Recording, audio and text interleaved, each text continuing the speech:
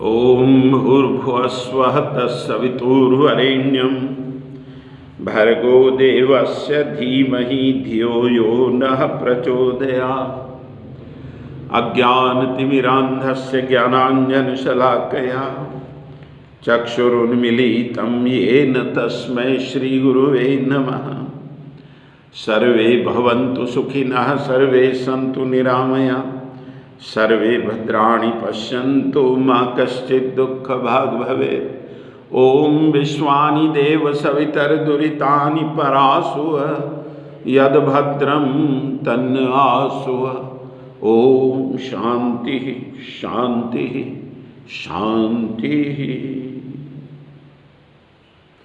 आज का विषय है परखो अपने कर्म को।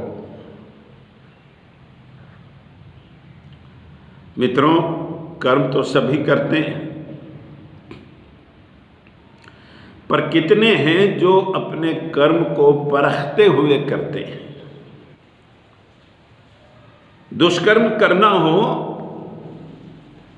तो उसे करने से पहले कई बार विचार करो। गुरुदेव कहते हैं कि विचार ऐसा करो कि दुष्कर्म को आज की अपेक्षा कल पर कैसे टाला जा सकता है, और कोई शुभ कर्म करना हो तो भीतर उठने वाली पहली तरंग को ही पकड़ लो और तुरंत कर डालो। काल करे सो आज कर, आज करे सो अब, और पल में प्रलय होगी फिर करेगा कब। इसलिए मित्रों, शुभ कर्म करने से पहले उठने वाली प्रत्येक तरंग का सम्मान करते हुए उस उमंग को फिर करेंगे ऐसा न टालते हुए तुरंत पूर्ण मनोयोग के साथ, सक्रियता के साथ उस काम को कर डालना ही बेहतर होता है। हम अपने कर्म को परखते नहीं, दूसरों की ओर उंगलियां सभी लोग उठाते हैं, पर आत्मिक उन्नति का या भौतिक दृष्टि से भी किसी आदमी को वास्तविक सम्मान प्राप्ति की इच्छा हो तो उसे अपने कर्मों को निरंतर परखते रहना चाहिए। आत्मसमीक्षा करनी चाहिए, आत्मनिरीक्षण करना आना चाहिए, और इसके पश्चात आत्मशोधन करते हुए आत्मसुधार की दिशा में कदम बढ़ाने चाहिए। सुधार के पश्चात आत्मविकास और विस्तार के क्रम बनते हैं। चाहे आध्यात्मिक प्रगति हो, आंतरिक प्रगति, या बहिरंग प्रगति, भौतिक प्रगति हो,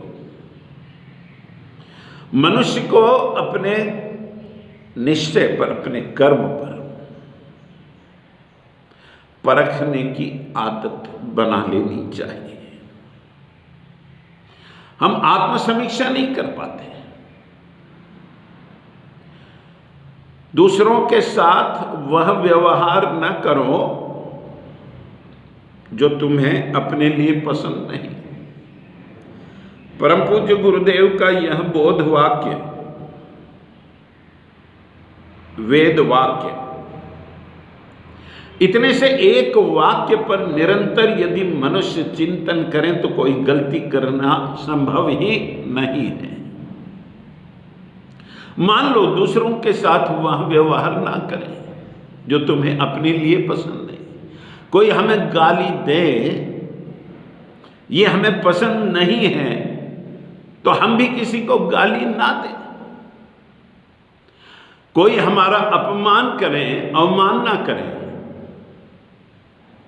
निश्चय ही ये हमें पसंद नहीं है। हम भी किसी की अवमानना ना करें। एक छोटे से सूत्र के माध्यम से जीवन के प्रत्येक क्षेत्र में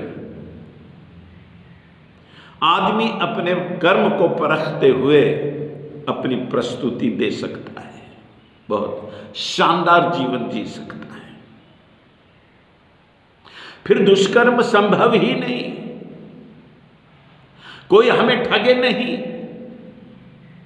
कोई हमारे साथ बेईमानी ना करे।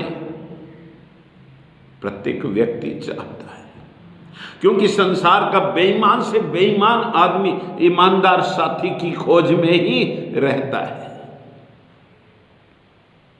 जब हमें अपने लिए बेईमानी पसंद नहीं है तो हम भी किसी के साथ बेईमानी ना करें, ठगी ना करें, किसी को फंसाने वाली बात ना सोचें, कोई हमारा हक ना छीने, ये प्रत्येक व्यक्ति चाहता है। सम्मान के साथ जीना कौन नहीं चाहता। हम भी किसी का हक ना छीने, हम भी किसी का असम्मान ना करें।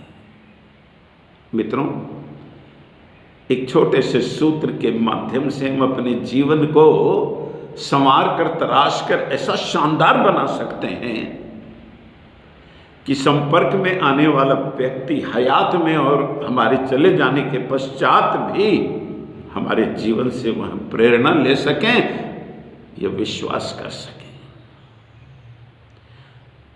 दूसरों के साथ वह व्यवहार नहीं करें जो हमें अपने लिए पसंद नहीं है। इसलिए आत्मनिरीक्षण करना चाहिए कि कहीं मैं कुछ भूल तो नहीं कर बैठा हूं, किसी को बुरा भला तो नहीं कहा, कोई हिंसा तो नहीं हुई मुझसे, भावनिक हिंसा, वैचारिक हिंसा। आदमी अपने भीतर जमे हुए कुसंस्कारों के कारण कई प्रकार की कुटिलताओं को अंजाम देते रहता है। दूसरों को सताने में, पीड़ा पहुंचाने में उसको बहुत मजा आता है। किसी को अपमानित करने में आदमी को मजा आने लगता है। इसी प्रकृति के लोग रहते हैं, अपने इर्द गिर्द भी होते हैं। सभी को आत्मनिरीक्षण करना चाहिए। पूज्य गुरुदेव ने इसके लिए बहुत सुंदर छोटी सी साधना बताई। साधना शब्द का अर्थ ही ये होता है अपने आप को साधना, अर्थात अपनी कमियों को बाहर निकालना और वह गुणों की स्थापना करना। इसी का नाम साधना मानेंगे। पर समय नहीं, कौन करे। पूज्यवर ने कहा कि 5 मिनट सुबह और 5 मिनट शाम को यदि आप निकाल लो तो एक बहुत बड़ी साधना हो सकती है और जीवन शानदार बनाया जा सकता है। अपने समस्त कर्मों को परखने की साधना, तत्वबोध की साधना, आत्मबोध की साधना। रात को जब बिस्तर पर लेटो तो लेटने से पहले 5 मिनट सुखासन पर बैठकर आंख बंद कर ये चिंतन करें कि आज दिन भर में मैंने कोई गलत काम तो नहीं किया, किसी का मन तो नहीं दुखाया,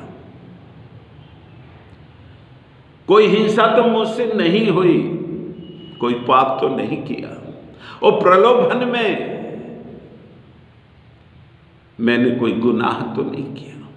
5 मिनट में आप ये चिंतन कर सकते हो। मान लो कि 10 गलतियां हुई हैं तो शयन से पहले भगवान से प्रार्थना करो कि यदि कल का जीवन मुझे प्राप्त हुआ तो इससे अच्छा जीने का संकल्प कर सो रहा हूं आपकी गोद में। सोना भी तो मृत्यु का अभिनय है।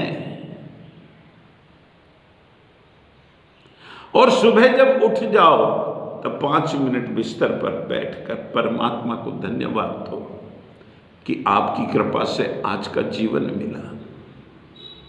रात्रि में किया हुआ संकल्प मुझे याद है और मैं कल की अपेक्षा आज अच्छा जीवन जीने का प्रयास करूंगा। इसी का नाम आत्मबोध है। हर दिन नया जन्म, हर रात नई मौत। इस सूत्र के अंतर्गत मनुष्य यदि आत्मनिरीक्षण करें और शोधन की प्रक्रिया से आगे बढ़ने लगे कि कल की अपेक्षा आज कम गलतियां करेंगे, कल की अपेक्षा आज और अच्छा जीवन जीऊंगा और अच्छा, तो निरंतर व्यक्ति प्रगति की ओर अग्रसर हो सकता है, उत्थान की ओर बढ़ सकता है, क्योंकि उत्थान या पतन मनुष्य के हाथ में है।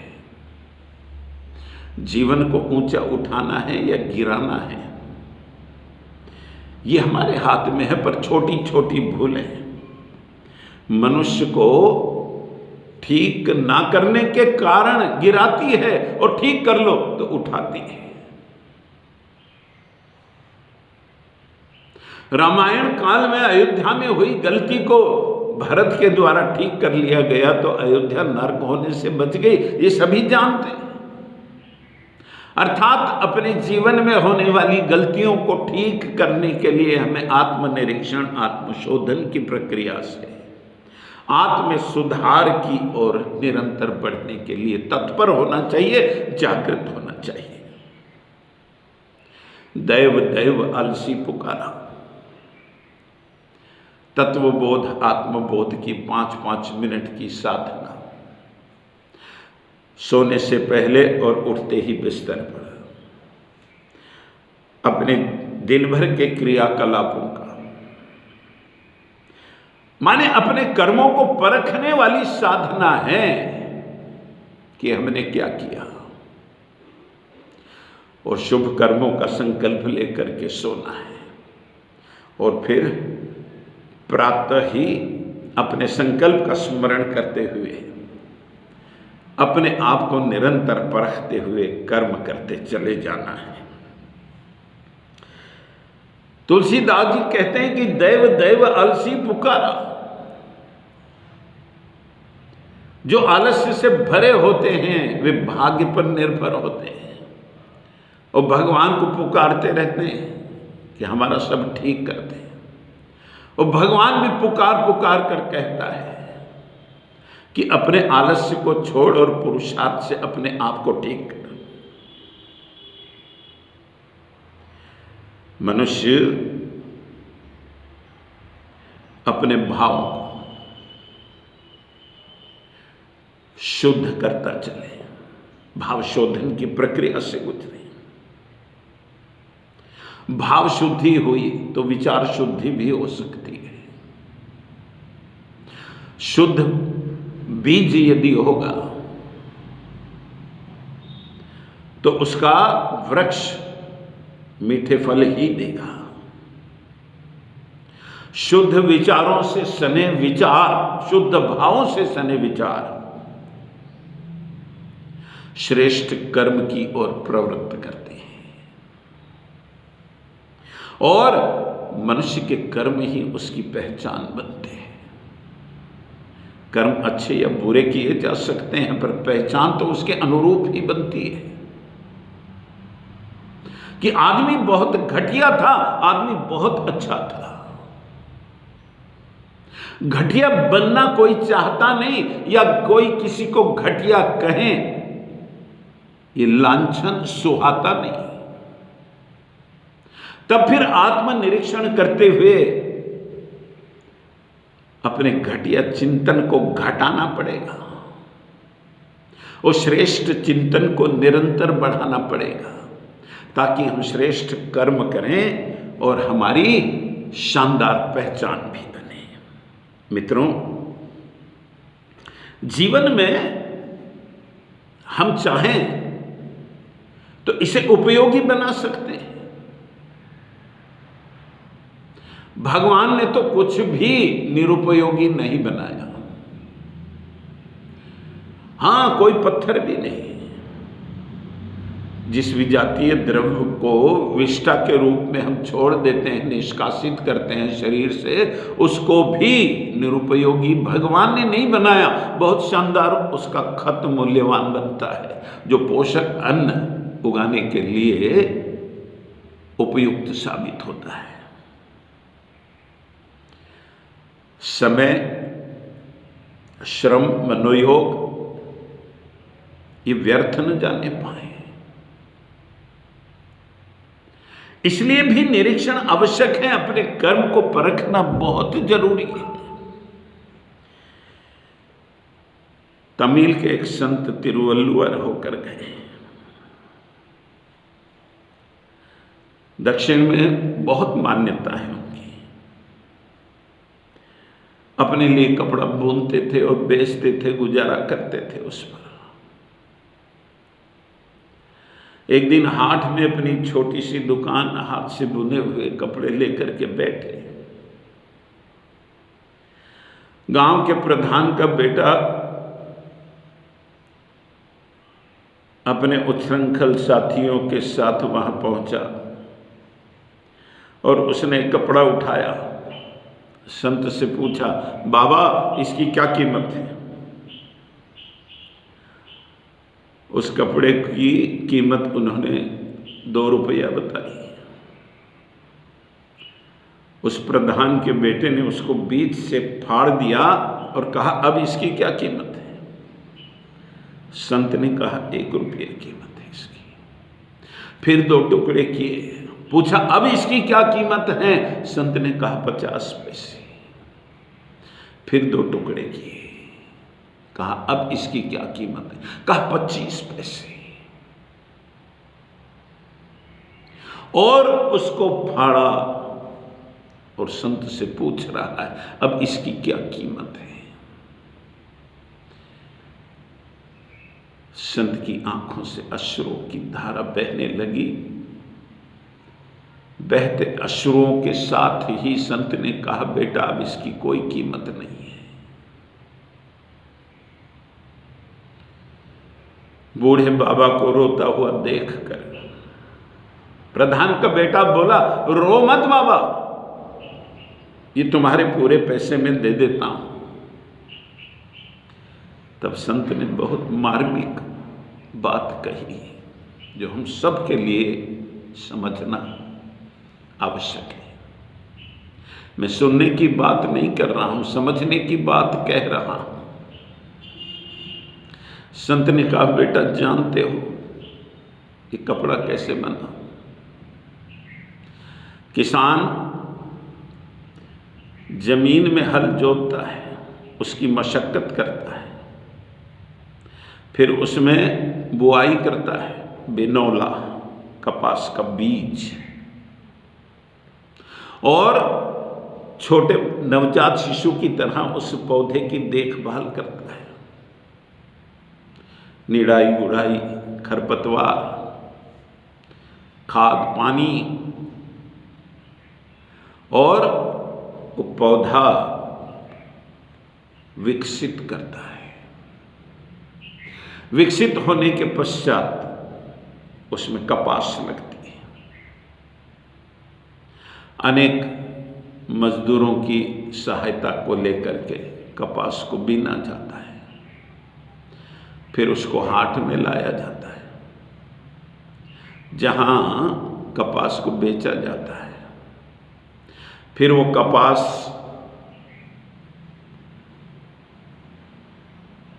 पिंजारे के पास जाती है, जो उसको पींच करके बिनौला अलग करता है उसका। फिर धुनकिए के पास जाती है, उसको धुनक करके उसमें स्टेपल तैयार करता है। फिर वह बुनकर के पास जाती है और वो अपनी लगन मेहनत से उसके तार निकालता है, सूत काटने वाला, और फिर बुनकर उसको बुनता है। रंगारी उस बुने हुए कपड़े को रंग देता है, तब कपड़ा बनता है। बेटा इतने लोगों का श्रम मनोयोग, इतने लोगों का खर्च किया हुआ समय तुम कैसे लौटा सकते हो? इतना श्रम, इतना मनोयोग, इतना समय बेकार चला गया तुम्हारी नादानी के कारण, अज्ञान के कारण, उच्छृंखलता के कारण, अहंकार के कारण। इसलिए मेरी आंखों से अश्रु बहने लगे। ये पीड़ा होती है संत की समाज के प्रति। इतना चिंतन हम कर नहीं पाते। जीवन में पता नहीं हम कितनी बार आलस्य में समय गंवाते हैं या फिर बेकार ही अनावश्यक वस्तुओं का संग्रह करते हैं या तोड़फोड़ करते हैं। बेतरतीब तरीके से वस्तुओं को वापरते हैं। कहाँ कौन सी चीज पड़ी है पता नहीं चलता। सुबह ही बच्चा चिल्लाता है कि मेरे सॉक्स कहाँ है, मेरी किताब कहाँ है।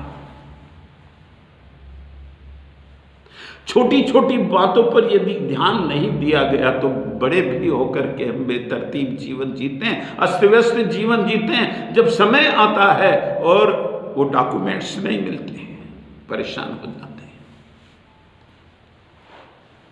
घर में असंतोष बढ़ता है, चिड़चिड़ापन बढ़ता है, व्यग्रता बढ़ती है। इसलिए अपने जीवन में अपने ही कर्मों को परखने की आदत हमको डालनी चाहिए और हर छोटी छोटी भूल को ठीक करना चाहिए। तभी जीवन को उठाया जा सकता है, वरना जीवन को गिराने के कारण हम ही बन जाते हैं। किस बात की उपेक्षा करें, किसकी नहीं करें, कौन सी बात कठोरता के साथ सिखाई जाए और उसके पश्चात कितना अपने बच्चों को प्यार किया जाए, उनमें कैसी भावनाएं भरी जाएं, शुभ कर्मों के प्रति कैसी तत्परता उसमें उत्पन्न की जाए और अशुभ कर्मों के प्रति उसके मन में कभी भी कोई प्रलोभन उत्पन्न ना होने पाए, इसका भी ध्यान रखना चाहिए। इस तरह अपने कर्मों को परखने की बात कही जाती है। परखो अपने कर्मों को और निरंतर परखते रहो।